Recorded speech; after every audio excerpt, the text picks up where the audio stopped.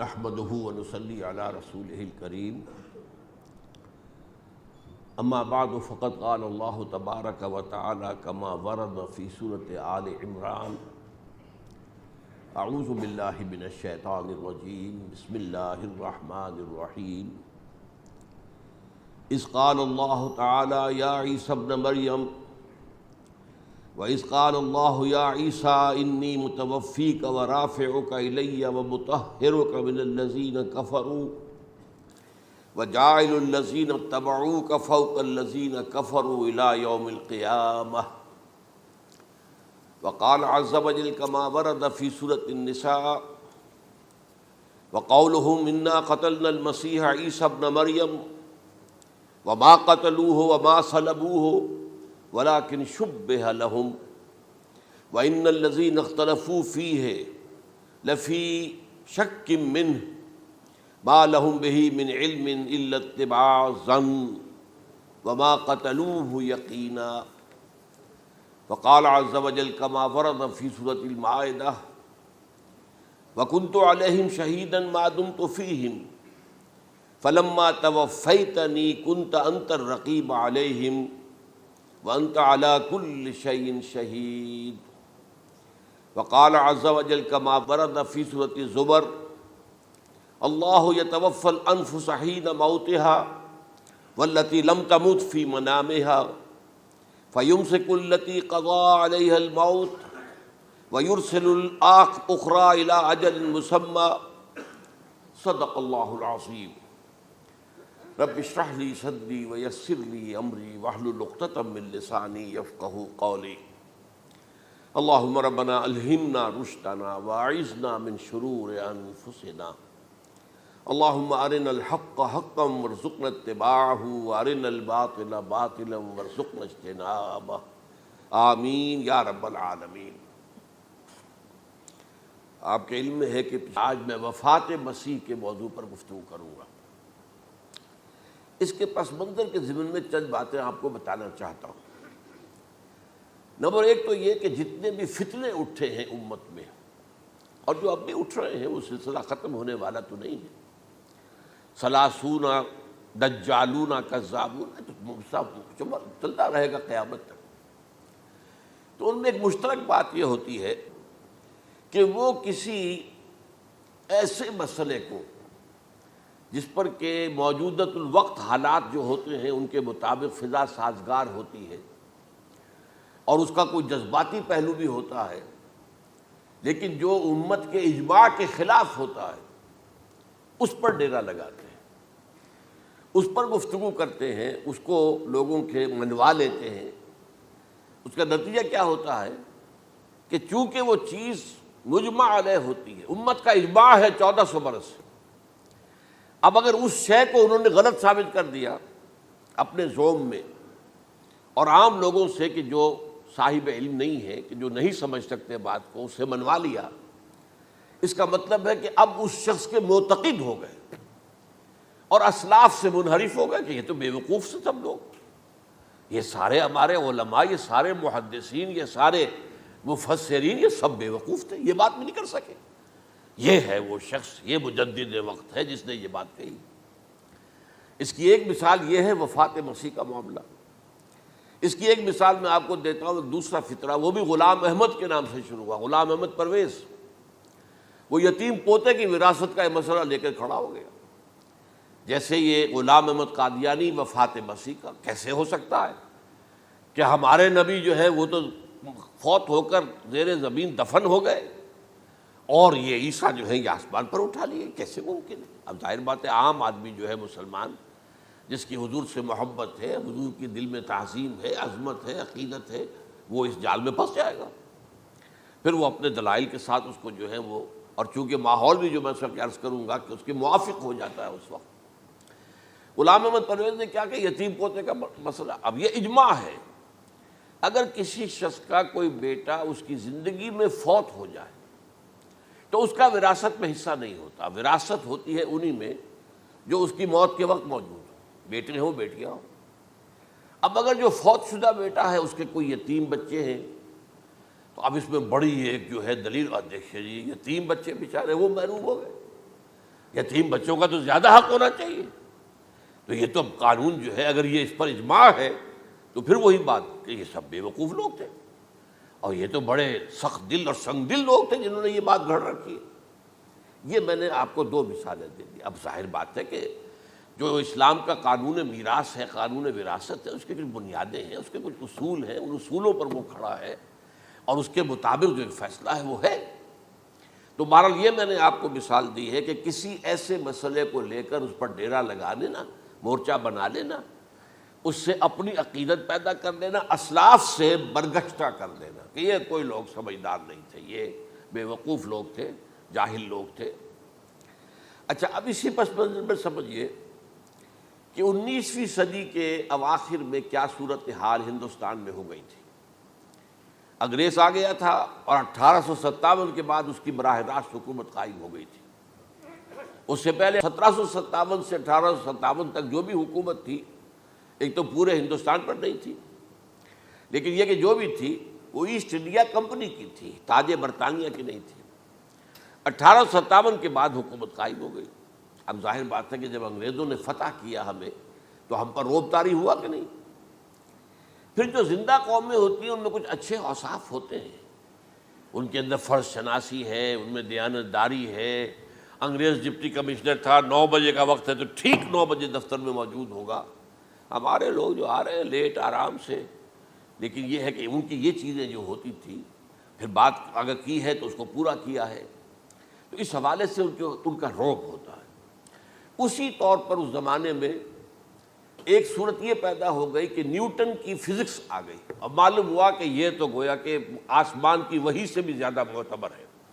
Science سے جو بات ثابت ہو جائے بس وہ حق ہے، اور جو ثابت نہ ہو سکے وہ ایسے ہی ہیں، وہ تو گویا کہ اوہام ہیں، ان کی کوئی حیثیت نہیں. اب اس ضمن میں کیا ہوا، اس وقت جو ہے سر سید احمد خان ایک شخصیت ابھری. انہوں نے جب دیکھا کہ اسلام کی بہت سی چیزیں جو ہیں وہ سائنٹیفک جو انداز فکر ہے اس میں فٹ نہیں بیٹھتی. یہ فرشتے کس بلا کا نام ہے، سائنس تو نہیں بتاتی ہمیں. لہذا انہوں نے کہا فرشتہ کوئی نہیں ہے، یہ فورسز آف دی نیچر کو فرشتہ کہہ دیا گیا. یہ جن کیا بلا ہوتے، کوئی جن ون نہیں ہے، وہ تو سائنس کی اس میں تو نہیں آتے، دکھائی نہیں دیتے، کوئی جن نہیں. یہ تو جو مشتعل مزاج کے لوگ ہوتے ہیں انسان، ان کو جن کہہ دیا گیا کہ وہ آگ سے پیدا ہوئے. جیسے ہم کہہ دیتے ہیں فلاں شخص غصے میں آگ بگولا ہو گیا تو وہ آگ تھوڑی ہو جاتا، یہ تو استعارہ ہے. اس طرح یہ جو معجزات ہیں یہ کوئی شے نہیں، ان کی بھی فزیکل توجیحات.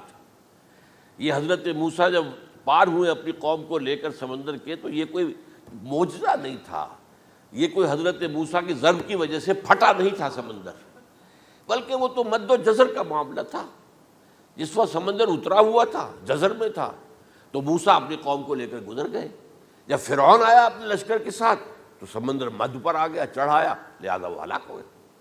تو معجزات کا انکار، ان تمام کے اندر ایسی فضا پیدا ہو گئی تھی کہ جو عقلی اور سائنٹیفک، عقلی سے آگے بڑھ کر، ایک تو عقلی ہوتا منطقی، ایک ہے عقلی سائنٹیفک، کہ اس کے حوالے سے جو چیز اسلام کی فٹ نہیں بیٹھی، جیسے کہ آپ کہتے ہیں round peg in a square hole اور square peg in a round hole. اب اسکوئر پیگ ہے، راؤنڈ ہول ہے، تو آپ کو اس کے کونے تراشنے پڑیں گے تب وہ اس ہول میں جائے گا. لہذا انہوں نے وہ کونے تراشے، اسی کے طرز پر پھر چلے ہیں. جو آپ کو معلوم ہے علامہ مشرقی، انہوں نے بھی جب شروع کیا اپنا دھندا تو ان کے پہلے کتابچے کیا تھے، مولوی کا غلط مذہب نمبر 1، مولوی کا غلط مذہب نمبر 2، مولوی کا غلط مذہب نمبر 3، چھوٹے چھوٹے کتابچے شائع کر رہے ہیں. مولویوں سے علماء سے برگشتہ کر دیا. اب معلوم ہوا کہ یہ شخص ہے مجدد وقت، یہ مولویوں کے پاس تو کچھ نہیں ہے. اسی کا معاملہ پھر وہ انکار حدیث کی شکل میں آیا، جن میں کہ ایک بڑی شخصیت جو ہے وہ غلام احمد کی، غلام احمد پرویز، کیونکہ اللہ تعالیٰ نے اسے صلاحیت دی تھی، اچھا انشا پرداز تھا، لکھنا اچھا آتا تھا، بولتا بھی اچھا تھا. تو ظاہر بات ہے فتنہ وہی شخص پیدا کر سکتا ہے جو باصلاحیت ہو. جس میں کوئی صلاحیت نہیں وہ کیا فتنہ پیدا کرے گا، وہ نہ دنیا میں کوئی ترقی کرے گا، نہ دین میں کرے گا، نہ فتنہ انگیزی کر سکے گا. وہ تو جیسا بھی ہے معاملہ عام معمول جو ہے لوگوں کا، جیسی بھیڑ چال چل رہی ویسے چل جائے گا. تو اس فضا میں اصل میں غلام احمد پرویز نے جو ڈیرا لگایا وہ وفات مسیح پر تھا۔ یہ سب غلط ہے۔ یہ کہ مسیح زندہ آسمان پر اٹھا لیے گئے، کیسے ممکن ہے؟ ممکن ہے یہ کوئی الہونی بات ہے؟ سائنس اس کو مان سکتی ہے؟ وہ تو اصل میں ٹھیک ہے، ان کا کہنا کیا ہے کہ مسیح کو سولی تو چڑھایا گیا تھا لیکن وہ اس پر مرا نہیں، فوت نہیں ہوا، موت واقع نہیں ہوئی۔ پھر جب اس کو اتار لیا گیا تو وہ زخمی تھا، مجروح تھا، لیکن تھا زندہ۔ پھر اس کو غار میں رکھ دیا گیا۔ پھر اس کے جو معتقدین تھے انہوں نے اس کی مرہم پٹی کی، اس کا علاج کیا، پھر وہ ٹھیک ٹھاک ہو کر پھر وہ وہاں سے چلا گیا، وہاں چھوڑ گیا اپنے اس شہر کو، یروشلم کو، اور اس ملک کو، فلسطین کو، اور پھر وہ آ گیا کشمیر میں، اور کشمیر میں وہ فوت ہوا۔ اس کی قبر موجود ہے، کسی قبر کی، کوئی پرانی بوسیدہ قبر کا نام لے لیا، فلاں قبر جو ہے وہ عیسیٰ ابن مریم کی۔ یہ ہے سارا معاملہ۔ اب ظاہر بات ہے کہ چونکہ ایک انسان کا زندہ آسمان پر اٹھایا جانا، وہ جو سائنسی ذہن ہے وہ اس کو نہیں مانے گا۔ چاہے قرآن مجید کے اندر تو خرق عادت اور بھی بہت سے ہیں۔ آخر اصحاب کہف 300 برس تک سوتے نہیں رہے، یہ کوئی سائنس کے حساب کتاب سے صحیح ہے؟ یا یہ ہے کہ حضرت عزیر علیہ السلام 100 برس تک مردہ رہے پھر زندہ کر دیے گئے، ان کا گدھا بھی زندہ کر دیا گیا جیسا کہ سورہ بقرہ میں آیا، لیکن ان کا کھانا جو ہے وہ صحیح رہا، اس کو مسا نہیں، اس میں کوئی بدبو نہیں آئی۔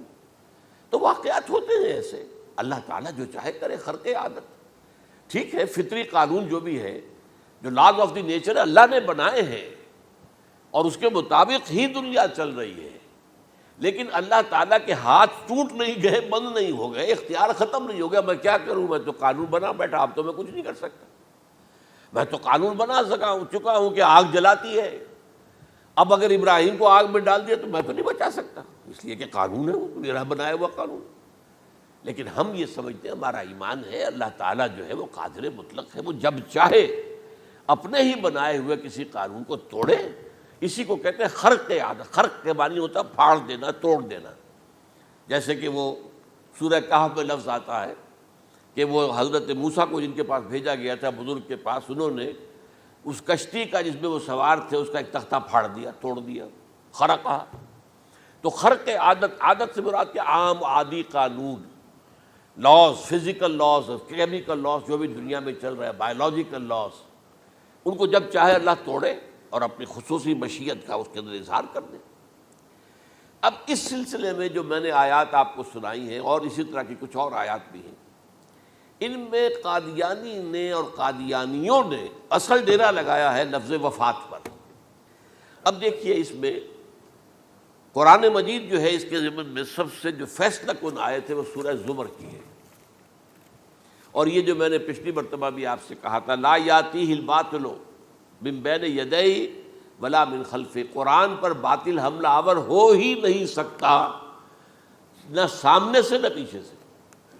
اب دیکھیے یہ ساری آیتیں جن میں حضرت مسیح کا ذکر ہے اور وفات کا لفظ جو ہے مختلف صورتوں میں استعمال ہوا ہے، اس میں سورہ زمر جو کہ مکی صورت ہے، اس میں ہے وہ کانٹے دار آیت جس سے مسئلہ حل ہوتا ہے۔ وہ کیا ہے؟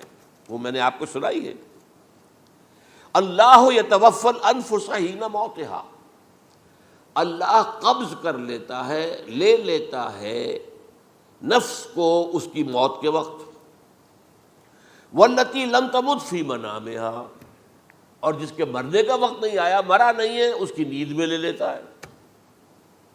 فیمسک التی قطع علیہ الموت، تو جس پر موت کا فیصلہ ہو چکا ہے اس کو تو روکے رکھا ہے، موت کے وقت لیا اور روکے رکھا۔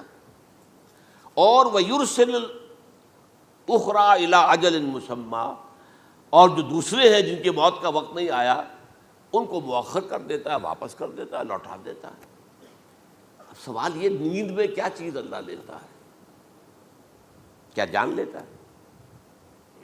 جائز بات ہے نہیں، شعور نہیں چلا گیا۔ ایک ہے انسان کا شعور، وہی تو سب سے اعلیٰ شے ہے، سب سے اونچی چیز تو وہی ہے۔ یہ شعور ختم ہو گیا تو انسان کہاں رہا؟ اس کے نیچے جو کچھ ہے وہ تحت شعور ہے، سب کانشیس مائنڈ۔ تو خواب واب جو ہوتے ہیں وہ سب کانشیس مائنڈ کے ہوتے ہیں، وہ کانشیس مائنڈ کے تو نہیں ہوتے۔ جو کانشسنس ہے، شعور جو ہے، اور خاص طور پر خود شعوری، وہ نیند میں اللہ سلب کر لیتا ہے۔ تو محض شعور کے لیے بھی وفات کا لفظ آ گیا۔ ابھی تو جان یہی ہے، جو سویا ہوا ہے وہ مرا تو نہیں ہے، زندہ ہے۔ البتہ جب جس کو ہم موت کہتے ہیں وقت آیا تو شعور بھی لے لیا، جان بھی لے لی، دو چیزیں لے لی۔ حضرت عیسیٰ پر پورا اطلاق ہوا، مجسم عیسیٰ کو لے لیا، شعور بھی لے لیا، جان بھی لے لی اور بدن بھی لے لیا۔ تو گویا کہ لفظ توفا کا کامل اطلاق تو صرف عیسیٰ پر ہو رہا ہے۔ ہم جب مرتے ہیں تو ہمارا جسم تو یہی رہتا ہے، وہ تو گیا قبر میں، پورا قبض نہیں کیا اس نے، پوری شے کو اپنے قبضے میں نہیں لیا، جسم تو یہی ہے۔ لیکن یہ کہ موت کے اندر ظاہر بات ہے کہ جان گئی، اور جان ہی اصل چیز ہے۔ جب جان نکل گئی تو یہ کیا ہے؟ یہ تو یوں سمجھیے کہ اب ایسی چیزیں جلدی سے قبر میں دبا دو، ورنہ یہ سڑے گی، گل جائے گی۔ اور قبر میں بھی کیا ہوگا؟ کیڑے ویڑے کھائیں گے، ختم کریں گے، الا ماشاءاللہ جس کو اللہ چاہے۔ انبیاء کرام اور شہداء کی جسموں کو اللہ تعالیٰ نے محفوظ رکھا ہوا ہے، واللہ عالم۔ تو اس اعتبار سے تو اب توفا، اللہ یتوفی الانفس حین موتها، اب نفس کا لفظ دیکھیے، یہ قرآن مجید میں نمبر کتنے معنی میں آیا؟ ایک تو پورا وجود کسی کا یہ نفس ہے، میرا نفس، نفسی نفسی نفسی، کیا ہوگا جب قیامت کے دن ہم بول رہے ہوں گے؟ اور جو اللہ کے لیے بھی لفظ آ گیا نفس، نفس کے معنی ہم جب بولتے ہیں عام طور پہ تو وہ تو برے سنس میں بولتے ہیں، بھائی یہ نفسانی تقاضے ہیں، ان کو ذرا دبا کے رکھو۔ لیکن یہ نفس، یحذرکم اللہ نفسہ، اللہ تمہیں ڈراتا ہے اپنے آپ سے، یعنی اللہ اپنی ذات سے ڈراتا ہے کہ وہ جہاں رؤوف اور رحیم ہے وہاں پر وہ عذاب دینے والا بھی ہے، انتقام بھی لیتا ہے، شدید العقاب بھی ہے۔ تو یہ بھی ہو گیا نفس۔ پھر نفس جو ہے ہم اس کو بھی کہہ دیتے ہیں، جو کہ نفس کی ایک کیفیت ہے خاص، نفس لوامہ، نفس امارہ، نفس مطمئنہ، یا ایتھا النفس المطمئنہ ارجعی الی ربک راضیۃ مرضیہ۔ تو یہاں پر کیا ہے؟ نفس سے مراد پہلا جو ٹکڑا ہے، اللہ یتوفی الانفس حین موتها، شعور جو ہے اس پر لفظ نفس کا اطلاق ہوا۔ اور جب موت ہوتی ہے تو شعور کے ساتھ جان بھی اس کے اندر شامل، وہ نفس کا اطلاق ہو گیا اس پر بھی۔ اور اصل میں لفظ توفا جو ہے اس کا حقیقی مفہوم اگر پورا ہوا ہے اس معنی میں کہ پورا کا پورا لے لینا، تو وہ تو صرف حضرت مسیح علیہ السلام کے بارے میں ہے۔ شعور جمع جان جمع جسم، وہ سب کے سب اللہ تعالیٰ نے لے لی۔ تو یہ اصل میں اس آیت کے اوپر جو ان لوگوں نے زور لگایا ہے، اس میں اس اعتبار سے کہ یہ لفظ وفات جو ہے اس کے اوپر جو ہے عام طور پر وفات کے معنی ہے موت ہے، حالانکہ قرآن مجید میں موت کا لفظ بھی تو آیا ہے نا، ان موتہا واللتی لم تمت، یہ سارے الفاظ موت کا لفظ بھی تو آتا ہے نا۔ لیکن یہ کہ وفات کا لفظ بھی ہے، کوئی شک نہیں ہے، حضور کی وفات ہو گئی، فلاں کی وفات ہو گئی، یہ بھی ہے، لیکن یہ اس کا ایک استعمال ہے۔ وفا یفی، اوفا یوفی، وفا یوفی، توفا و یتوفی، استیفا یستعفی، یہ سارے الفاظ اسی سے وفا کے لفظ سے بن رہے ہیں۔ اب یہ کہ اس کے ضمن میں عقلی بات آپ کے سامنے رکھنا چاہتا ہوں۔ یہ تو میں نے آپ کے سامنے اس لفظ کے حوالے سے، کیونکہ سارا ڈیرا اس لفظ پر ہے ان کا۔ دیکھیے پہلی بات عقلی طور پر یہ ہے جو قرآن سے ثابت ہے، رسول کبھی قتل نہیں ہو سکتا، اور رسول کبھی مغلوب نہیں ہو سکتا۔ اس میں فرق ہے نبی اور رسول کا، نبی قتل ہو سکتا ہے، رسول قتل نہیں ہو سکتا۔ اب یہ علیحدہ بحث ہے، نبی کون ہوتا ہے، رسول کون ہوتا ہے۔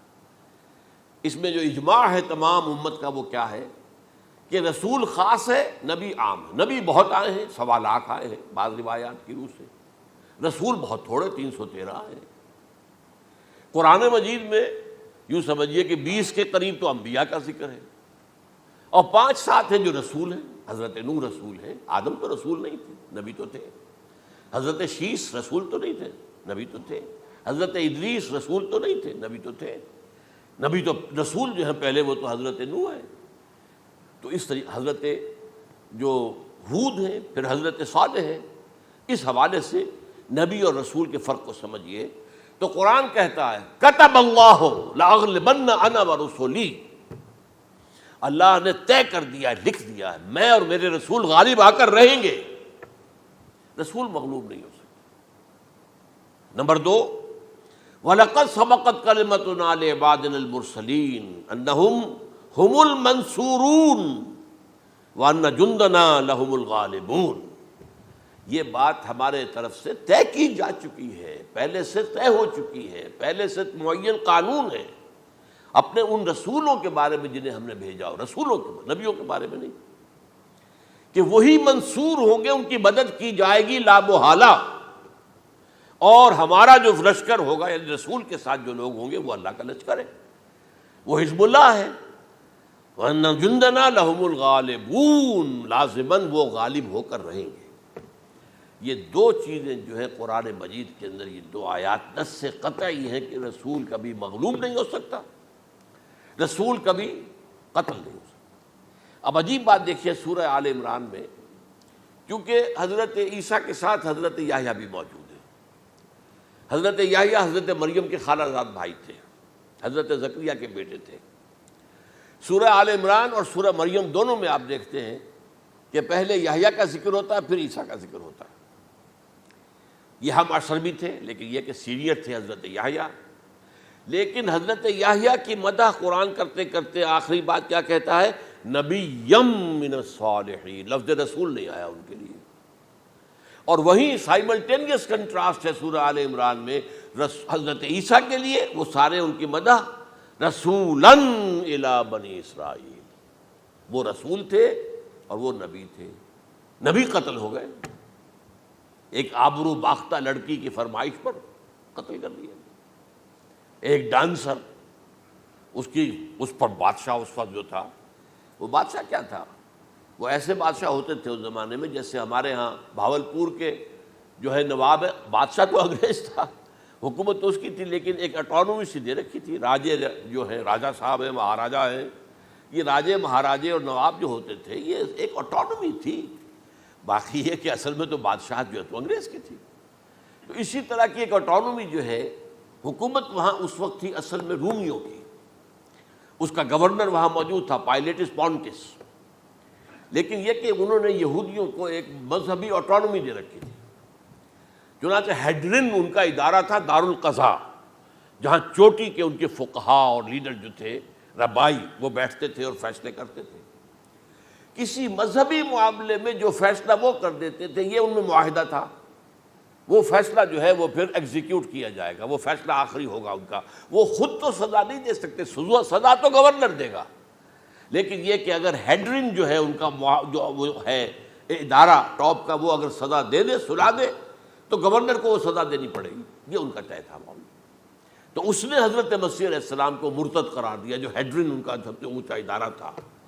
اس اعتبار سے ان کو جو ہے، لیکن جیسا کہ میں بتا رہا تھا کہ حضرت عیسیٰ رسول تھے، وہ قتل نہیں ہو سکتے تھے، مغلوب نہیں ہو سکتے تھے، لیکن حضرت یحییٰ نبی تھے، ان کو وہی جو اس وقت کا جو یہودیوں میں سے جو بادشاہ تھا نام کا، جو ہیروڈ اینٹیپاس، یوں سمجھیے کہ اس نے کچھ بہت حرام کاری کی ہوئی تھی، شاید اپنے بھائی کی کسی بیوہ کو، وہ مجھے ایگزیکٹلی یاد نہیں ہے، بغیر اس کے کہ وہ عدت مدت پوری ہو پھر نکاح ہو، اسے اپنے گھر میں ڈالا ہوا تھا، اور اس کی جو لڑکی تھی اس کے اوپر بھی عشق آ گیا تھا، آپ کو دل آ گیا تھا، شادی بھی کرنا چاہتا تھا اس سے، اور اس کا ڈانس تھا، اس پر کہا مانگو کیا مانگتی ہو۔ تو اس نے کہا، اس لیے کہ حضرت یحییٰ جو ہے تنقید کرتے تھے بہت کہ یہ تم کیا حرام کام کر رہے ہو، تم نے جس طریقے سے جس عورت کو گھر میں ڈالا ہوا ہے تم گناہ کر رہے ہو، تم شریعت کے خلاف کام کر رہے ہو۔ اس کو کہا تھا یو ڈاٹر آف سن، اس لڑکی کو کہا تھا تم جو کہ گناہ کی بیٹی ہو، اور وہ ناراض تھے، اور وہ ملکہ بھی جو تھی اس وقت تھی، اور یہ اس کی بیٹی بھی بہت ناراض تھے۔ تو انہوں نے کہا، مجھے وعدہ لے لیا کہ دیکھو جو کہہ رہے ہیں، جو مانگوں گی مانگنا پڑے گا، ہاں مانگوں گا، مجھے یحییٰ کا سر چاہیے۔ ایک دفعہ تو وہ کانپ گیا، اسے اندیشہ تھا کہ اگر یحییٰ کو میں نے قتل کر دیا تو یہودیوں کے اندر ہو سکتا بغاوت ہو جائے، لیکن پھر اس نے پھر تانا دیا، تم کیسے بادشاہ ہو، اپنا وعدہ پورا نہیں کرتے۔ پھر انہوں نے کہا ٹھیک ہے، حکم دیا، اور وہ جیل میں تھے پہلے سے ہی، وہاں گئے اور جو ہے ان کا سر قلم کیا، لا کے پیش کر دیا۔ تو نبی جو ہیں جن کی بڑی مدح ہوئی ہے سورہ مریم کے اندر جب آپ پڑھیں گے تو ان کی شان جو ہے، لیکن نبی تھے، صرف رسول نہیں تھے۔ اور حضرت عیسیٰ رسول تھے، رسول قتل نہیں ہو سکتا، نبی قتل ہو سکتا۔ تو یہ قاعدہ جو ہے وہ بھی قرآن نے اس سائملٹینیس کنٹراسٹ کے حوالے سے سورہ آل عمران میں حضرت یحییٰ اور حضرت عیسیٰ کا تقابل کر کے بتا دیا۔ تو ایک تو بات یہ ہے کہ اس اعتبار سے میں جو آپ کو آیت سنا چکا ہوں، یہ جو جرائم جو ہے سورہ نساء کے اندر یہودیوں کے اللہ تعالیٰ نے بیان کیے ہیں، ان میں سے یہ بھی ہے وَقَوْلُهُمْ إِنَّا قَتَلْنَا الْمَسِيحَ عِيسَى ابْنَ مَرْيَمَ، اور ان کا یہ کہنا کتنا بڑا جرم ہے جو یہ کہہ رہے ہیں ہم نے عیسیٰ ابن مریم کو قتل کر دیا۔ لیکن یہاں ایک عجیب کیفیت ہے، رسول اللہ کے رسول کو، عام طور پر اس کی کنسٹرکشن کو لوگ سمجھے نہیں ہیں، وہ سمجھتے ہیں انہوں نے خود ہی کہا رسول اللہ، انہوں تو رسول اللہ کہتے تو قتل کیسے کرتے؟ یہ اللہ نے کہا، اچھا ان کا کہنا یہ ہے کہ اللہ کے رسول کو قتل کر دیا۔ وَقَوْلُهُمْ إِنَّا قَتَلْنَا الْمَسِيحَ عِيسَى ابْنَ مَرْيَمَ رسول اللہ، ان کا یہ کہنا کہ ہم نے عیسیٰ ابن مریم کو، مسیح کو قتل کر دیا، وہ اللہ کے رسول کو۔ وَمَا قَتَلُوهُ وَمَا صَلَبُوهُ، انہوں نے نہ اسے قتل کیا نہ سولی پہ چڑھایا، وَلَٰكِن شُبِّهَ لَهُمْ، بس مشابہت پیدا کر دی گئی ان کے لیے، شبہ میں ڈال دیا گیا ان کو۔ وَإِنَّ الَّذِينَ اخْتَلَفُوا فِيهِ لَفِي شَكٍّ مِّنْهُ، اور جو لوگ اختلاف کر رہے ہیں ان کے بارے میں وہ بس شکوک میں مبتلا ہیں، مَا لَهُم بِهِ مِنْ عِلْمٍ، ان کے پاس کوئی علم نہیں ہے، إِلَّا اتِّبَاعَ الظَّنِّ، صرف گمان کی پیروی کر رہے ہیں۔ وَمَا قَتَلُوهُ يَقِينًا، اور ہرگز قتل نہیں کیا۔ یہ کلیئر سورہ نساء کی آیت نمبر 157 ہے۔ اب یہاں ایک سوال پیدا ہوتا ہے، پھر کون قتل ہوا؟ واقعہ تو ہوا ہے، سولی کا واقعہ ایک ہسٹوریکل واقعہ ہے، پھر کون صلیب پہ چڑھا؟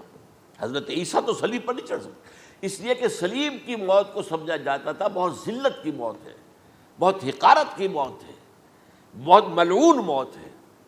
تو جب عیسیٰ مغلوب نہیں ہو سکتے تو صلیب پہ کیسے چڑھا دیے جائیں گے؟ قتل ہونا تو بعد میں ہوگا نا، پہلے تو آپ صلیب پر لٹکائیں گے اس کو نا، تب وہ جب مرے گا تو کہیں گے قتل بھی ہو گیا، ہم نے قتل کر دیا۔ صلیب کیا ہوتی تھی یہ معلوم ہے آپ کو؟ ایک لمبی لکڑی، ایک جو ہے ٹرانسفرس آ جائے گی اس کے اوپر، اور اس میں سے یہ ہے کہ اس کے دونوں، ایک شخص کے جو ہے دونوں ہاتھ وہ نیل کر دیے جاتے تھے، یہ جو اوپر جو ہے کراس کا جو نشان ہے وہ کیلیں ٹھوک کر لگا دیے گئے، اور پاؤں دونوں جو ہے وہ پیروں کے اندر کیلیں ٹھوک کر وہ اس لمبی لکڑی کے ساتھ جو نیچے سے آ رہی ہے اس میں لگا دیے۔ اب وہ بلیڈنگ ہو رہی ہے، اس کا جو حال ہے پتلا ہو رہا ہے، اس کا رفتہ رفتہ سسک کر مرتا ہے نا، اسی لیے اسے کہتے ہیں بڑی ملعون موت ہے۔ ایک ہے آپ نے پھانسی دی کسی کو، ایک جھولا جھولتا ہے اور گیا، ختم ہو گیا۔ آج کل تو کیا ہوتا ہے، کرسی پہ بٹھایا، ذرا کرنٹ چھوڑا اور گئے صاحب، کو ٹیکا لگایا پتہ ہی نہیں چلا اور پیٹ ٹیکے کے ساتھ آدمی مر گیا۔ تو یہ بھی ہوتا ہے، لیکن یہ کہ بدترین موت جو ہے صلیب کی موت ہے۔ تو یہ واقعہ تو ہوا ہے صلیب کا، لیکن یہ کہ کون مرا؟ اب دیکھیے عیسائیوں کا کہنا کیا ہے، عیسیٰ صلیب پر چڑھے، وہاں فوت ہو گئے، مر گئے، پھر انہیں نکالا گیا، ایک قبر میں رکھ دیا گیا، لیکن قبر وہ جو تھی اس طرح نہیں تھی زمین میں کھودی ہوئی، بلکہ ایک پہاڑ کے اندر ایک چھوٹا سا کھو تھا، غار سی، وہاں رکھ دیا گیا، لیکن وہاں سے وہ زندہ ہو گئے۔ اگلے دن جب لوگ آئے تو دیکھا وہ قبر تو خالی ہے، عیسیٰ کہاں گئے؟ وہ زندہ ہو کر آسمان پر اٹھا دیے گئے، اور آسمان پر جانے سے پہلے وہ اپنے حواریین سے ملے بھی تھے، کہا میں زندہ ہوں۔ یہ ہے ان کا عقیدہ، اور اس کے بعد یہ بھی عقیدہ ہے کہ دوبارہ آئیں گے، قیامت کے قریب آئیں گے، یہ بھی عقیدہ ہے۔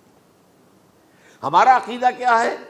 نہ سولی پر چڑھے نہ قتل ہوئے، بلکہ اللہ نے انہیں اٹھا لیا، بل رفعہ اللہ الیہ، اللہ تعالیٰ نے انہیں اٹھا لیا۔ جیسے کہ آتا قرآن میں، یا عیسیٰ انی متوفیک ورافعک الی، اے عیسیٰ میں تمہیں قبض کر لوں گا، قبضے میں اپنے لے لوں گا اور اپنی طرف اٹھا لوں گا، رافعک الی، یہ قرآن مجید کا قول ہے۔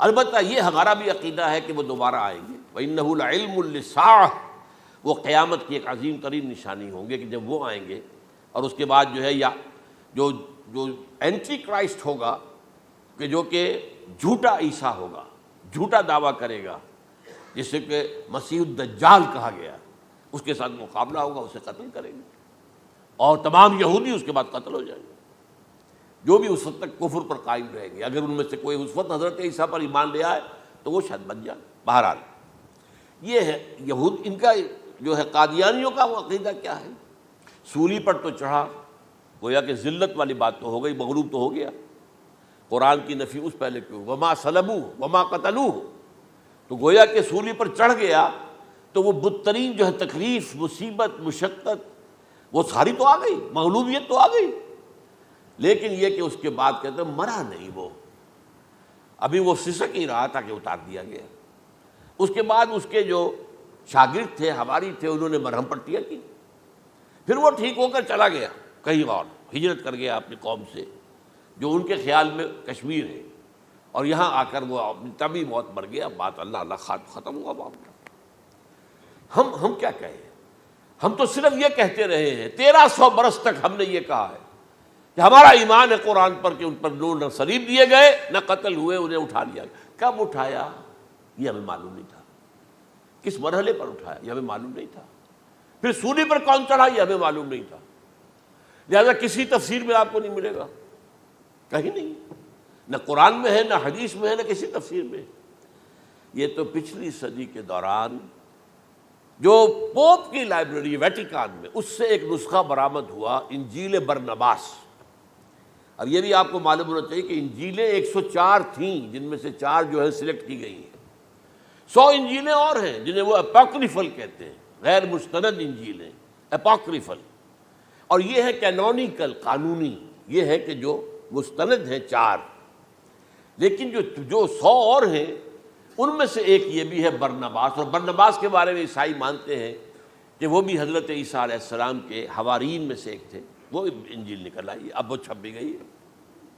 کراچی میں ایک ادارہ ہے خاص طور پر، باوانی جو سیٹھ ہیں ان کا بنایا ہوا ادارہ ہے، تو وہی چھاپتے بھی ہیں، ایک زمانے میں تو کافی تقسیم بھی کر رہے تھے، اب مجھے معلوم نہیں۔ اس نے سارا قصہ بیان کیا۔ قصہ کیا ہے؟ بہت دلچسپ قصہ ہے، پوری تفصیل سے۔ ایک شخص جو کہ حضرت مسیح کے حواریین میں شامل ہو گیا، وہ تھا جیوڈاس اسکیریوٹ۔ یہ شخص اصل میں تھا ایک زیر زمین تنظیم وہاں چل رہی تھی، زیلوٹس، انڈر گراؤنڈ موومنٹ، تاکہ ہم رومنوں کی حکومت یہاں سے ختم کریں اور اپنی پوری حکومت اور آزادی حاصل کریں۔ ان میں سے یہ بھی تھا، ان کا سرگنا تھا برابس، برابا ڈاکو اسے کہا جاتا ہے، برابس۔ ظاہر بات ہے کہ قانون شکن تھا تو ڈاکو ہی تھا۔ اچھا، ان میں سے یہ شخص جو ہے، اس نے جیوڈاس نے حضرت عیسیٰ کے معجزے دیکھے بہت، اور اتنا یقین ہو گیا اسے کہ یہ شخص جو ہے عیسیٰ، یہ ایک مرتبہ اگر رومیوں پر لعنت بھیج دے، کرس کر دے، تو رومی ختم ہو جائے۔ لیکن ان سے کئی دفعہ جو ہے پھیر ڈال کر، ہیر پھیر کے ساتھ کوشش کی گئی کہ رومیوں کے خلاف وہ کوئی جو ہے وہ لعنت برآمد کر دے، وہ نہیں کرتے تھے۔ یہ ایک علیحدہ بات ہے، کیوں نہیں کرتے تھے، یہ اس وقت میرا موضوع نہیں ہے۔ منہاج عیسوی کیا تھا، منہاج موسوی کیا تھا، منہاج محمدی کیا تھا، ان میں فرق ہے۔ لِكُلٍّ جَعَلْنَا مِنْكُمْ شِرْعَةً وَمِنْهَاجًا، سورہ مائدہ میں آیا، تمام رسولوں کے لیے ہم نے ایک ایک منہاج، ایک ایک شریعت علیحدہ علیحدہ دی ہے۔ بہرحال منہاج عیسوی کچھ اور تھا، تو یہ نہیں کہتے تھے۔ اب اس نے کیا کیا کہ وہ اپنے ڈاکو سرغنے سے اجازت لے کر ان کے حواریین میں شامل ہو گیا، اعتماد حاصل کیا، اور بار بار کوشش کی کہ یہ بددعا دے دیں، رومیوں کو نہیں دی۔ اب اس نے سوچا کہ انہیں اگر ذاتی طور پر تکلیف پہنچے گی تو زبان سے کلمہ نکل ہی جائے گا نا، کوئی لعنت کا۔ اس نے پکڑوایا حضرت عیسیٰ کو، کیونکہ جب یہ فیصلہ ہو گیا تھا ان کے قتل کا، ہیڈرن جو ہے ادارہ وہ دے چکا تھا، اس کا فتویٰ تھا یہ واجب القتل ہے، یہ مرتد ہے، لہذا اس کو قتل کر دیا جائے، اور یہ فیصلہ جو ہے وہ رومی گورنر تک پہنچایا جا چکا تھا۔ رومی گورنر نے یہاں تک کہا، یہ سینٹ جو متی کی انجیل ہے اس میں موجود ہے، بھائی ہمارے پاس تو اس کا کوئی جرم نہیں ہے، ہمارے ہاں کوئی ایسی بات اس کی نہیں ہے جس سے کہ ہم اسے واجب القتل قرار دیں۔ ان کا نہیں، ہمارا حکم ہے، ہمارا فیصلہ تمہارا طے ہے، چاہے مذہبی معاملے میں کوئی فیصلہ ہمارا ہوگا تو تمہیں جو ایگزیکیوٹ کرنا ہوگا۔ بہرحال اس وقت حضرت مسیح روپوش ہو گئے گرفتاری سے بچنے کے لیے۔ ایک باغ میں تھے وہ، وہاں پر رات کے وقت انہوں نے اپنے حواریین کے ساتھ لاسٹ سپر کہتے ہیں اس کو، لاسٹ سپر کھانا کھایا، آخری کھانا تھا، اور اس کے بعد اس نے فرمایا آج کی رات تم میں سے ایک میرے خلاف غداری کرے گا۔ یہ کہہ کر حضرت مسیح تو ایک کوٹھڑی میں چلے گئے، جو ہوتی ہے باغ کے اندر، کوئی کھرپے ورپے جو ہے، کوئی وہاں پہ کسیاں رکھی ہوئی، تو اس میں خود جا کر عبادت میں مصروف ہو گئے۔ اپنے حواریین سے کہا کہ تم بھی عبادت کرو، وہ حواریین سو گئے۔ اب یہ اسکریوٹ جو ہے یہ اٹھا، یہ گیا رومیوں سے جا کر کہا میں پہنچا دیتا ہوں عیسیٰ تک، پکڑوا دیتا ہوں، آؤ میرے ساتھ۔ 30 ان کے آدمی آئے، وہ اس سے کہا باغ کے باہر کھڑے رہو تم، میں اندر جاؤں گا، تھوڑی دیر کے بعد تم آنا، جسے میں کہوں اے میرے استاد، پکڑ لینا اسی کو۔ یعنی رومنز کو معلوم نہیں تھا کہ یہ کون ہے عیسیٰ، لیکن یہ کہ یہ تو یہودیوں کو معلوم تھا نا سب کچھ۔ ہوا کیا کہ وہ جب اندر آیا ہے اور کوٹھڑی میں داخل ہوا، اسی وقت اس کی شکل بدل دی گئی حضرت مسیح کی، شبہ لہم، مشابہت پیدا کر دی گئی، شبیہ بدل دی گئی، اور چھت پھٹی، 4 فرشتے اترے اور حضرت مسیح کو لے کر آسمان پر چلے گئے۔ تو باہر آیا وہ، تو جیسے ہی وہ یہ باہر آیا، وہ باقی ہماری جان گئے، اے ہمارے استاد، اسی وقت جو ہے وہ رومی داخل ہو گئے، تو پکڑ لیا۔ تو اصل میں گرفتار ہوا ہے برنباس کی انجیل کے مطابق یوڈاس اسکریوٹ، وہ سولی چڑھا ہے۔ لعنتی موت اس پر آئی، کیوں آئی ہے؟ غداری کی اس نے، بٹرے کیا حضرت مسیح علیہ السلام کو، تو وہ تو مستحق تھا، کوئی ظلم نہیں تھا۔ اگر عیسیٰ کی جگہ کسی اور کو دے دیا جاتا ایسے کسی کو پکڑ کر، تو وہ تو ظلم ہو جاتا نا، اس کا تو کوئی جرم نہیں تھا، تو یہ تو واقعی مجرم تھا۔ وہ سولی چڑھا ہے اور حضرت عیسیٰ کو اٹھا لیا۔ یہ ہے وہ ساری تفصیل جو کہ انجیل برنباس کے اندر موجود ہے، the gospel of our lord according to saint Barnabas, یہ اس کا نام ہے۔ لیکن اسی مسئلے کو لے کر انہوں نے، جو جیسا کہ میں نے بتایا تھا، وفات ہو گئی، کیسے ہو سکتا ہے ہمارے نبی جو سید المرسلین ہے وہ تو زیر زمین دفن ہو گئے اور یہ جو آسمان پر اٹھا لیے گئے، یہ کیسے ہو سکتا؟ بس اس کے اوپر عام لوگ جو ہیں وہ متاثر ہوئے، اور خاص طور پر وہ سائنٹیفک مائنڈ جو بن گیا تھا، تو چونکہ سائنس کے اس خاکے کے اندر وہ بات فٹ نہیں بیٹھتی، لہٰذا ان لوگوں نے اس کو قبول کیا۔ اب یہ کہ یہ جو واحد استثناء ہوا ہے یہ کسی اور کے ساتھ نہیں ہوا۔ ویسے حضرت مسیح کی پوری شخصیت مستثنیٰ ہے، بن باپ کے تو کوئی اور رسول پیدا ہوا ہی نہیں، نہ نبی پیدا ہوا۔ پھر وہ معجزے جو حضرت مسیح کو ملے کسی نبی کو نہیں ملے۔ حضرت صالح کو ایک ہی معجزہ ملا تھا نا ایسا کہ لوگوں نے کہا کہ تم یہ اس چٹان میں سے ابھی ایک گابن اونٹنی برآمد کر کے دکھا دو، وہ دکھا دی گئی، پھر ہلاک کر دیے گئے۔ لیکن جو اور معجزے حضرت مسیح کو دکھائے ہیں وہ بچپن میں بولے ہیں، گود میں تھے یا پگوڑے میں تھے، بولے ہیں انی عبد اللہ آتانی الکتاب و جعلنی نبیا۔ یہ بات نہ ہوتی تو حضرت مریم کے کیا حشر کرتی قوم کہ تمہاری بغیر شادی کے یہ کہاں سے لے آئی ہو تم، یہ تو ولد الزنا ہے۔ پھر تو یہ سارا معاملہ جو ہے حضرت عیسیٰ بولے ہیں وہاں پہ، خود وہ بچہ بولا ہے۔ اب اس کے بعد بولنے کی لوگوں کے اندر کیا گنجائش تھی؟ زندہ کو مردہ کر دینا، ثم بإذن اللہ، مردہ زندہ ہو گیا، اور تخلیق حیات، ایک پرندہ بنانا گارے کا، پھونک مارنا اور اڑتا ہوا پرندہ بن جائے، ایک کوڑی کے جسم پر ہاتھ پھیرنا اور کوڑ ختم، ایک مادرزاد اندھے کی آنکھوں پر ہاتھ پھیرنا اور بینائی آ گئی۔ یہ سارے معجزات، مستثنیٰ شخصیت ہے۔ ان کا یہ استثناء کیوں کیا گیا، یہ بڑی تلخ بات ہے، یہ یاد کر لیجیے، کیونکہ یا تو قوم اسی وقت ہلاک کر دی جاتی جیسا کہ ہوا قوم نوح، قوم ہود، قوم عاد، قوم ثمود، قوم شعیب، یہ ہوا کہ نہیں ہوا، اور سدوم اور عمورہ کی بستیاں جہاں حضرت لوط بھیجے گئے، اور آل فرعون جو ہلاک کیے گئے، یا تو پوری قوم ہلاک کی جاتی؟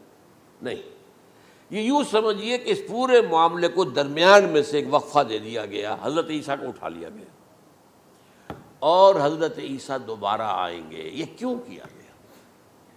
اب اس میں بڑی تلخ بات آپ سے کہہ رہا ہوں، یہ آپ کے لیے قبول کرنا آسان نہیں، حلق سے نیچے اٹھنے کی مشکل سے۔ اس قوم کو زندہ رکھا گیا ہے جو ملعون اور مغضوب علیہم قوم ہے۔ سب سورہ فاتحہ میں مفسرین لکھتے ہیں ضالین یہ نصارہ ہے اور مغضوب علیہم یہ یہودی ہیں، اور قرآن کہتا ہے لعن الذین کفروا من اہل الکتاب علی لسان داؤد عیسی ابن مریم، لعنت کی گئی ایک ملعون اور مغضوب قوم کے ہاتھوں۔ آخری امت محمد اور اس کا بھی بہترین حصہ، اس پر عذاب ان کے ہاتھوں آئے گا، عربوں پر عذاب یہودیوں کے ہاتھوں، اس لیے ان کو بچایا گیا۔ یہ میں نے کئی دفعہ واقعہ سنایا، مولانا اصلاحی صاحب بتایا کرتے تھے، چونکہ وہ راجپوت تھے، یو پی کے راجپوت مشرقی حصے کے، کہ ہمارے ہاں کوئی نوجوان اگر کوئی بڑی گری ہوئی حرکت کرتا تھا تو اس کے سر پر چمار کے ذریعے، چمار کے ہاتھوں جوتا لگوایا جاتا تھا۔ اگر راجپوت کے سر پر راجپوت کا جوتا گرا تو چلو تکلیف تو ہوئی، لیکن یہ کہ راجپوت ہی کا جوتا گرا ہے نا، پڑا ہے، لیکن راجپوت کے سر پر چمار کا جوتا، جس کو آپ انگریزی میں کہتے ہیں to add insult to injury, وہ تکلیف بھی ہے جوتا کھانے کی اور انسلٹ ہے کہ ایک چمار مار رہا ہے۔ یہ امت سب سے خیر امت ہے، کنتم خیر امت اخرجت للناس۔ اس کے لیے عذاب بھی بدترین آئے گا، اور کن پر آئے گا؟ اس امت کا جو اصل نیوکلیس ہے عرب، جس کے بارے میں حضور کی حدیث موجود ہے ویل للعرب، عرب کے لیے بہت بڑی ہلاکت ہے۔ اور آج ہماری نظر میں آ رہا ہے وہ ملعون اور مغضوب علیہم قوم ان کے سینے کے اندر خنجر کی طرح بھونکی گئی ہے، اور 30 کروڑ کے قریب عرب بے حمیتی، بے غیرتی، بزدلی، کمزوری، ذلت، مسکرت کی مثال بنے ہوئے۔ کوئی بول سکتا ہے اس اسرائیل کے خلاف؟ کوئی بول سکتا ہے؟ 30-35 لاکھ آدمی ہے اسرائیل کے اندر یہودی، اس سے زیادہ تو امریکہ میں 50 لاکھ کے قریب، کل 1.25 کروڑ آدمی ہے یہ یہودی پوری دنیا کے اندر۔ لیکن دیکھیے جو چاہتا کرتا ہے، جب چاہا اس نے عراق کے ایٹمک انسٹالیشن کو تباہ کر دیا، اور سعودی عرب کی فضا میں اس کو فیول کیا ہے انہوں نے، دوبارہ ری فیولنگ جو ہوئی ہے ان کے جہازوں کی، وہ سعودی عرب کی فضا میں ہوئی۔ یہ صورت جو ہے عربوں کے اوپر، اور اب جو آنا ہے آرمگیدان، کیونکہ پوری عیسائی دنیا یہودیوں کے قبضے میں ہے، اور یہ رومی ایک حدیث کی روح سے 80 علم لے کر حملہ آور ہوں گے تم پر، اور یہ ہوگا مڈل ایسٹ میں۔ آپ کو معلوم ہے پوری دنیا میں کہا جا رہا ہے 3rd ورلڈ وار جو ہونے والی ہے وہ مڈل ایسٹ میں ہوگی، اور میں ٹوائنبی کا قول آپ کو سنا چکا ہوں، 1950 کا قول ہے اس کا۔ یہ اس وقت تک تو سوال ہی پیدا نہیں ہوتا تھا، سارا تصادم جو ہو رہا تھا وہ ایک طرف روسی اور اس کے ساتھی تھے، روس اور اس کے ساتھی، دوسری طرف یہ مغربی یورپ اور امریکہ تھا۔ کوئی مسلمانوں اور عیسائیوں کی کسی جنگ کا تو کوئی امکان نظر ہی نہیں آتا تھا۔ لیکن ٹائنبی نے کہا ہے، جو سب سے بڑا فلاسفر آف ہسٹری ہے 20ویں صدی کا، کہ اب جو جنگ ہوگی بڑی، جو اس نیکسٹ سینچری کی، 21st سینچری کی، وہ در حقیقت کمیونزم کے درمیان اور کیپٹلزم کے درمیان نہیں ہوگی، بلکہ عیسائیوں اور مسلمانوں کے درمیان ہوگی۔ یہ میں اس کا حوالہ بھی پورا آپ کو دے چکا ہوں، اس نے یہ کہاں یہ بات کہی، تو یہ ہے، یہ بات جان لیجئے۔ اور مڈل ایسٹ میں ہوگی، گریٹر اسرائیل بنے گا۔ حدیث میں خبریں، یہ سارے مسلمان ممالک تمہارے ہاتھ سے نکل جائیں گے مسلمانوں، یہ عراق اور اردن اور یہ اور وہ، یہاں تک کہ ترکی، سعودی عرب کا بھی شمالی حصہ نکل جائے گا۔ البتہ مدینے کا جو ان کا پروگرام ہے اس کو اللہ نہیں پورا ہونے دے گا، مدینے میں داخلے کی ان کو اجازت نہیں ملے گی۔ بہرحال یہ سارا کچھ ہونے والا ہے۔ وہ وقت بھی آنے والا ہے کہ حضور کی ایک حدیث کے مطابق ایک شخص کے 1000 بیٹے ہوں گے تو 999 ختم ہو جائیں گے، ایک بچے گا۔ یہ وقت بھی آنے والا ہے کہ حضور فرماتے ہیں اتنی بڑی جنگ ہوگی، اتنی خوریزی ہوگی کہ پوری زمین اٹھ جائے گی لاشوں سے۔ تو پرندہ جو ہے، کوئی ایک تو پرندے ہوتے ہیں کہ جو مردار خور ہے، گدھ ہے، وہ تو بڑی خوشی سے اتریں گے، تناول فرمائیں گے لاشوں کو۔ اسی طریقے سے کوے ہیں، چیلے ہیں، لیکن جو نفاست پسند پرندے ہیں وہ لاش کے اوپر اترنا نہیں چاہتے۔ تو ایک پرندہ اڑتا چلا جائے گا، اسے کہیں زمین پر اترنے کی جگہ نہیں ملے گی، لاشیں ہی لاشیں ہوں گی، یہاں تک کہ وہ تھک ہار کر اس کے جو ہے پر جواب دے جائیں گے، گرے گا تو لاش پر گرے گا۔ یہ وقت آنے والا، اور یہ یہودیوں کے ہاتھوں، یا یہودیوں کے جو سپورٹرز ہیں اس وقت، جو ان کے ہاتھ میں آلہ کار ہیں، ان کے ہاتھوں آنا ہے۔ میرے نزدیک اس کام کے لیے اس ملعون قوم کو کہ جو حضرت عیسیٰ کے زمانے سے ملعون ہو چکی ہے، اس کو باقی رکھا گیا ہے، اسے یہ موقع دیا گیا ہے۔ اس نے اسرائیل بنا لیا ہے، تقریباً 2000 سال کے بعد وہ دوبارہ آ کر آباد ہوئے اس سرزمین میں جہاں سے نکال دیے گئے تھے 70 عیسوی کے اندر۔ یہ سارا کچھ کیوں ہو رہا ہے؟ تو در حقیقت میرے نزدیک واللہ عالم حکمت خداوندی اس میں یہ ہے، انہیں روک کر رکھا گیا ہے اور حضرت عیسیٰ کو اٹھا لیا۔ پھر وہی عیسیٰ آئیں گے اور انہی کے ہاتھ میں یہ ہلاک ہوگی، سوائے اس کے چونکہ جو ایک میں نے آپ کو کئی دفعہ حوالہ دیا ہے، فلاڈلفیا ٹرمپٹ ایک رسالہ نکلتا ہے پروٹیسٹنٹ عیسائیوں کا، انہوں نے یہ لکھا ہے، اس نے لکھا ہے ایک پرچے کے اندر کہ جب حضرت مسیح آئے گی اینٹی کرائسٹ ہوگا، وہ لکھا اس نے کہ وہ یہودی ہوگا، حالانکہ وہ پرو یہودی ہے۔ وہ جتنے بھی یہ جو کرسچن زائنسٹ ہیں یہ تو یہودیوں سے بڑھ کر زائنسٹ ہیں، ان کے بڑے سپورٹرز ہیں۔ تو لیکن اس نے لکھا ہے اینٹی کرائسٹ ول بی اے جیو۔ ابھی کچھ عرصے پہلے آپ کو یاد ہوگا نوسٹریڈیمس کا بڑا چرچا ہو گیا تھا، اس کی جو ہے وہ پیشن گوئیاں اور یہ کہ ایک مسلمان ہوگا اینٹی کرائسٹ، اور صدام کے بارے میں اشارے کیے جا رہے تھے کہ وہ اینٹی کرائسٹ ہوگا وغیرہ وغیرہ۔ لیکن انہوں نے لکھا ہے کہ وہ اینٹی کرائسٹ یہودی ہوگا، اور اس نے لکھا 80% یہودی قتل ہو جائے گا۔ یہ میں نے ایک تعویل کی ہے اپنے ذہن میں کہ 20% شاید وہ ہوں جو حضرت عیسیٰ کی جو سیکنڈ کمنگ ہے آمد ثانی کے موقع پر ان پر ایمان لے آئیں اور وہ بچ جائیں۔ لیکن جو بھی حضرت عیسیٰ کا انکاری ہوگا وہ ختم کر دیا جائے گا، جیسے قوم نوح ختم ہوئی، قوم ہود ختم ہوئی، قوم عاد ختم ہوئی، قوم صالح ختم ہوئی، اسی طریقے سے تو یہ قانون خداوندی پورا ہونا ہے۔ بس ایسے ہی ہے جیسے کسی کو پھانسی کا حکم تو ہو گیا ہو لیکن ابھی ایگزیکیوشن نہ ہوئی ہو، ہوتا ہے 2 سال 3 سال گزر جاتے کہ پھانسی کا حکم ہے لیکن یہ کہ اب وہ پھانسی نہیں ہو رہی ہے، وہ اپیلوں در اپیلوں معاملہ چل رہا ہے۔ یہ ہے میرے نزدیک واللہ عالم، اللہ تعالیٰ نے یہ کوڑا ان مسلمانوں کے لیے رکھا ہوا ہے کہ جن کے رتبے ہیں سوا، ان کی سوا مشکل ہے۔ جتنا اونچا مقام اللہ نے دیا عربوں کو، ان میں حضور کو اٹھایا، ان کی زبان میں اپنا آخری کلام نازل کیا، تو ان کی ذمہ داری بھی بہت ہے۔ جن کے رتبے ہیں سوا، ان کی سوا مشکل ہے۔